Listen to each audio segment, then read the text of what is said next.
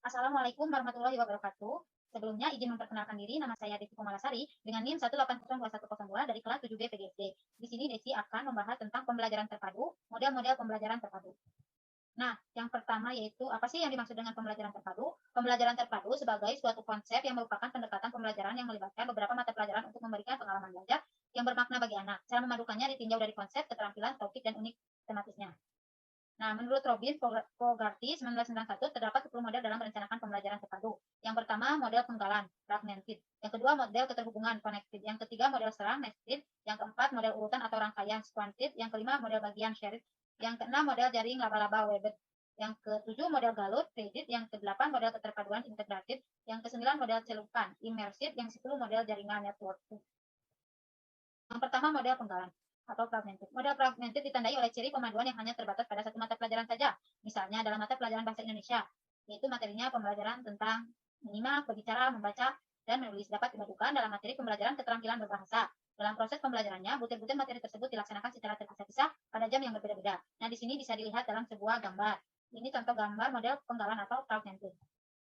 Yang kedua ada model keterhubungan, connected. Model connected dilandasi oleh anggapan bahwa butir-butir pembelajaran dapat dipayungkan pada induk mata pelajaran tertentu. Butir-butir pembelajaran, kosakata, struktur, membaca, dan mengarang misalnya, dapat dipayungkan pada pembelajaran bahasa dan sastra Indonesia. Penguasaan butir-butir pembelajaran tersebut merupakan keutuhan dalam membentuk kemampuan berbahasa dan sastra. Nah, contoh bisa dilihat dalam sebuah gambar ini. Yang ketiga, model serang.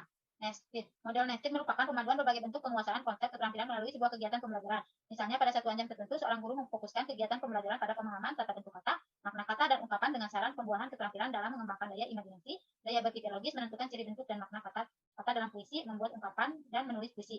Nah, ini contoh model nested yaitu model serang. Nah, contohnya seperti ini gambarnya.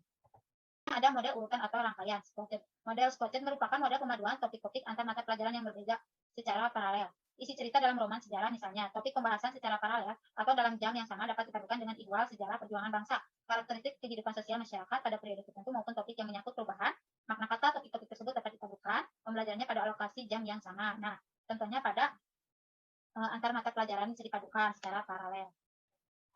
Yang kelima ada model bagian atau share. Model shared merupakan bentuk pemaduan pembelajaran akibat adanya overlapping konsep atau ide pada dua mata pelajaran atau lebih. Butir-butir pembelajaran tentang kewarganegaraan dalam PPKN misalnya dapat bertumpang tindih dengan butir pembelajaran dalam tata negara, PSBB, dan sebagainya. Nah, yaitu model bagian ini yaitu model shared atau adanya bagian yang saling keterkaitan atau saling bertumpang tindih. Yang keenam ada model jaring laba-laba, webbed. Selanjutnya, model yang paling populer adalah model webbed. Model ini bertolak dari pendekatan tematis sebagai pemadu bahan dan kegiatan pembelajaran. Dalam hubungan ini, tema dapat mengikat kegiatan pembelajaran baik dalam mata pembelajaran tertentu maupun lintas mata pelajaran. Nah, contohnya ini seperti gambar laba-laba ya, bisa dilihat dalam sebuah gambar. Yaitu pemaduannya tidak hanya mata pelajaran saja, tapi bisa lintas mata pelajaran juga. Selanjutnya ada model galur. Model threaded merupakan model pemaduan bentuk keterampilan, misalnya melakukan prediksi dan estimasi dalam matematika, ramalan terhadap kejadian-kejadian, antisipasi terhadap cerita dalam novel, dan sebagainya. Bentuk threaded ini berfokus pada apa yang disebut metakurikulum.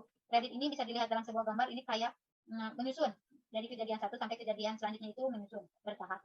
Kedelapan ada model keterpaduan integrated. Model integrated merupakan pemaduan sejumlah topik dari mata pelajaran yang berbeda, tetapi esensinya sama dalam sebuah topik tertentu. Topik evidensi yang semula terdapat dalam mata pelajaran matematika, bahasa Indonesia, pengetahuan alam, dan pengetahuan sosial agar tidak membuat muatan kurikulum berlebihan cukup diletakkan dalam mata pelajaran tertentu, misalnya pengetahuan alam.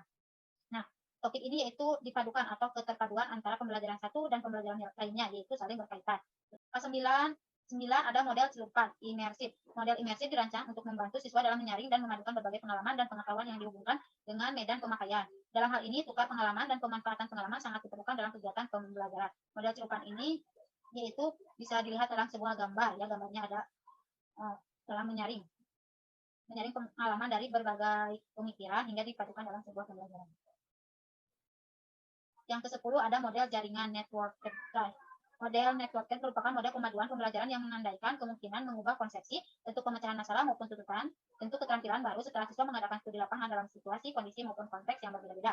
Belajar disikapi sebagai proses yang berlangsung secara terus-menerus karena adanya hubungan timbal balik antara pemahaman dan kenyataan yang dihadapi siswa. Networked ini atau membentuk sebuah jaringan ya, kayak jaringan antara jaringan satu dan jaringan yang lainnya saling berhubungan atau adanya hubungan timbal balik. Mungkin cukup sekian materi dari saya. Mohon maaf bila ada kesalahan. Wabillahi taufiq wal hidayah. Wassalamualaikum warahmatullahi wabarakatuh.